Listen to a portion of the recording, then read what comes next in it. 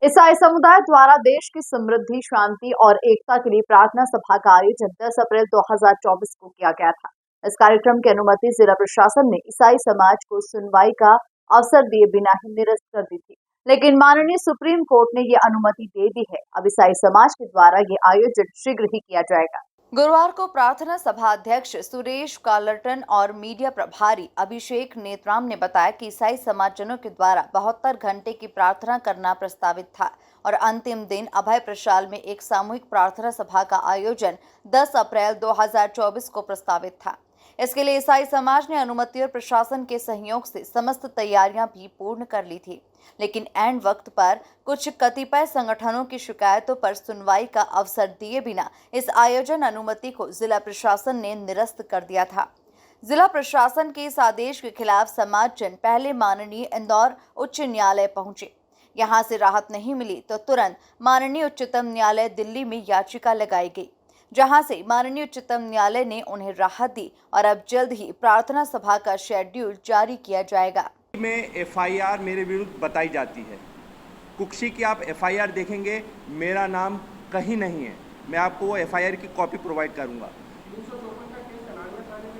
ठीक है, 354 जो था वो हमारे ही इधर भाई साहब, हमारे एक पादरी पे बलात्कार का इल्ज़ाम लगाया गया था, तो वो हमारे चर्च का पादरी था, हमने उसको निकाल दिया। तो उसकी बेटी द्वारा मेरे पे झूठा इल्ज़ाम लगाया गया और वहीं की थाने की पुलिस द्वारा जांच में पाया गया कि जिस समय घटना हो रही थी मैं घटना स्थल पे मौजूद नहीं था और पुलिस द्वारा ही मेरा नाम काटा गया। अब बताएं और कौन सा? हाँ,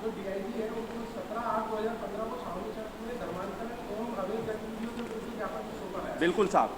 क्रिश्चियन कम्युनिटी चर्च के फादर हैं रॉबर्टसन केलकर, और वो 10 साल के लिए जेल में बंद है। उन्हीं फादर का मैं जिक्र कर रहा था जो चर्च के फादर थे, जिन्हें बलात्कार के इल्ज़ाम में अभी 10 साल के लिए बंद है।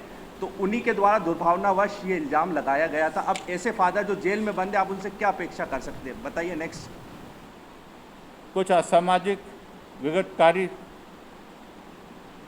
लोग हैं जो शायद कोई अच्छे कार्य को होते हुए देखना नहीं चाहते हैं, वो विघटन पैदा करना मांगते हैं, तो उसके लिए हम कुछ नहीं कर सकते। उसके लिए एट द मोस्ट यही है कि अगर कुछ गलत होता है तो हम उसके लिए न्यायालयीन प्रक्रिया में जाएं, और इसलिए न्यायालयीन प्रक्रिया में हमारे लिए वो। और मुझे एक चीज़ बताइए कि किस समाज में कथा नहीं होती है, किस समाज में जगराता नहीं होता है, किस समाज में मतलब जिस तरह की बातें कही जाती हैं। मेरे इतने अच्छे क्लोज हिंदू मित्र हैं, अब उसके घर में अगर सत्यनारायण की कथा और मैं उसके घर में जाऊं, उसकी कथा को अटेंड करूं, उसके साथ भोजन करूं, तो मैं क्या हिंदू बन गया क्या? नहीं।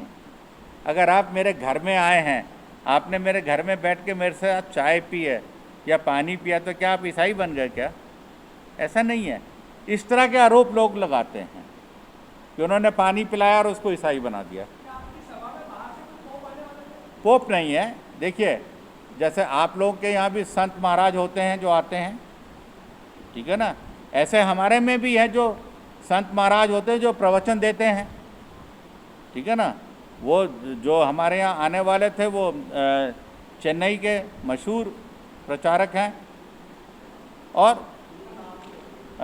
डॉक्टर पॉल दिनाकरन वो मशहूर प्रचारक हैं, और उनकी यहाँ पे इंदौर में ऑलरेडी 4 सभाएं पहले हो चुकी हैं, और उन सभाओं में कम से कम 20-20, 25-25 हज़ार लोग पूरे भारत से आए हैं अटेंड करने के लिए।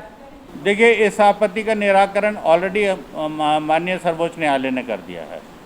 इसके बारे में मैं आगे कुछ नहीं बोलूँगा।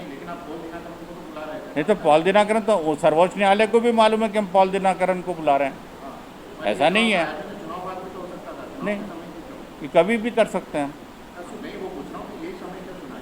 नहीं, ये तो हम हर साल इसी महीने में होती है, हर साल होती है, कोई नई चीज़ नहीं है, ये हर साल होती है। इस आयोजन के लिए जो मैसेज स्प्रेड किए गए थे, भेजे गए थे लोगों को, क्या उसमें ये कहा गया था कि जो भी लोग आने वाले हैं सिर्फ उनका नाम हो, सट्टेबाजी ना हो? क्या चीज़? जो मैसेज भेजे गए थे इस कार्यक्रम में बुलाने के लिए लोगों को, उसमें ये कहा गया है, ये बताया जा रहा है कि आपके द्वारा जो मैसेज भेजे गए थे उसमें ये मेंशन किया गया है कि जो लोग आएंगे उनके सरनेम आने नहीं होंगे, मोबाइल नंबर और सरनेम उसमें नहीं होंगे लोगों के। तो क्या नहीं, ऐसा नहीं है। देखिए, नहीं, हमने पासेस बांटे हैं। मैं अभी सैंपल लाया नहीं हूँ यहाँ पे, नहीं तो मैं आपको दिखाता। पासेस बांटे हैं, और ये पासेस जो हमने किसी इंडिविजुअल को नहीं दिए, जो चर्च के पास्टर लोग हैं उनके थ्रू दिए हैं। वो हमको लिस्ट भेजेंगे कि इतने लोग आ रहे हैं, इनके ये नाम हैं, ये इनके मोबाइल नंबर हैं, ठीक है ना। और वो इसीलिए कि ताकि कोई शरारती तत्व अंदर नहीं आ सके, और वो पास लेके आएगा तो वो उसको हम मान्य करेंगे, और वो उस पासेस पे नंबर डले हैं।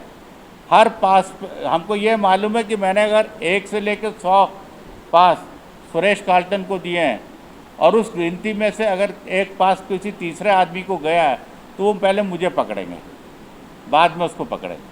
सर क्या सरनेम लिखने की मनाही थी उस मैसेज में कि नहीं। जो व्यक्ति आएगा मोबाइल नंबर सरनेम नहीं लिखना? नहीं, ऐसा कुछ नहीं है। सर क्या आप मानते हैं ईसाई धर्म हिंदू धर्म के लोगों को धर्मांतरण के जरिए ये प्रोसेस करते रहते हैं, जिसमें कि साउथ के अंदर सबसे ज़्यादा धर्मांतरण हिंदुओं के ईसाइयों ने किए?